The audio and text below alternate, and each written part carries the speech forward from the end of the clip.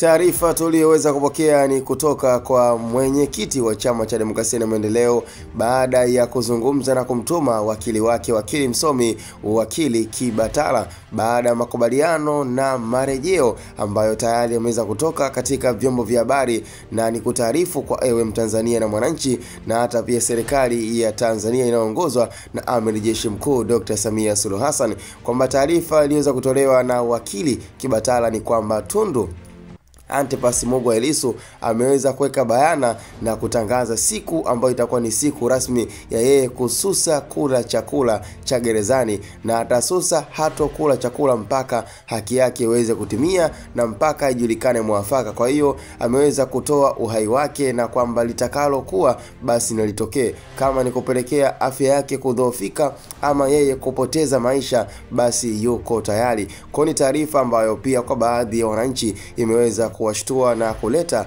pia maneno mengi na minong'ono mingi, kwamba siku itakayoanza kutangazwa manake ndio siku ambayo Watanzania wataanza kuhesabu, kwa sababu tunajua, unaambiwa kisayansi kwamba mwanaume hana uwezo wa kukaa na njaa ndani ya siku 5. Mwanamke ana uwezo wa kuhimili njaa mpaka siku 7, lakini kwa mtoto wa kiume hatakuwa na uwezo wa kuvumilia kukaa na njaa ndani ya siku 5. Kwa hiyo tutakuwa tunasubiri nini kitakachoweza kutokea ama mwafaka utakuwa uko wapi. Lakini mpaka sasa hivi makubaliano tena ni issue ambayo tayari muonekana kabisa kwamba kupitishwa, na ameweza kuridhia yeye mwenyewe Tundu Antipas Mugwa Lissu, mwenyekiti wa Chama cha Demokrasia na Maendeleo, ambaye tayari ameona kabisa ni wakati wa yeye kutoa uhai wake kwa sababu ya kile alichoweza kukianzisha cha no reform no election. Kwa hiyo anataka haki iweze kutendeka na pia serikali iweze kutambua mchango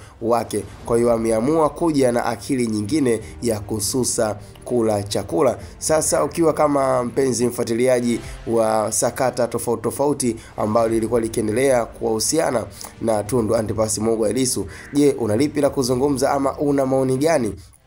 Na vipi kuhusu hili swala ambalo tayari limeonekana kutolewa hadharani na wakili Kibatala, akiweza kuzungumza siku ambayo atatangaza siku rasmi kwa Watanzania kuweza kujua Tundu Lissu ataanza kususa kula chakula ndani ya siku gani, na je, kwa siku ngapi ambazo pengine majibu yataweza kujionyesha kwamba je, serikali itakuwa imeweza kujibu mapigo ama itakuwaje. Kwa ni swala ambalo pia ningependa kwa ewe mtazamaji na msikilizaji kuweza kutoa ushauri. Anachokifanya ama maamuzi ya Tundu Lissu, unahisi yako sawa ama hayako sawa? Kwa sababu ni kutoa uhai wake na kuweka katika riski kubwa kwa sababu ya issue ya no reform no election. Cha msingi tukutane kwenye comment, na hii ni Hatboy Media.